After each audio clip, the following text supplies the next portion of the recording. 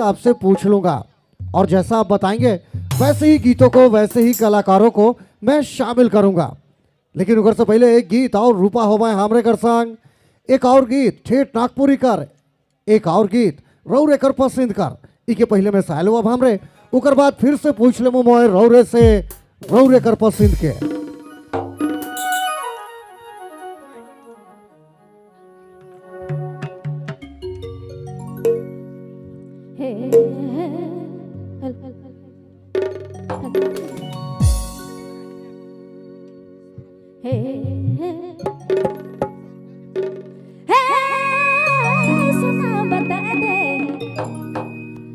जोड़े बता दे दिल दे बेगही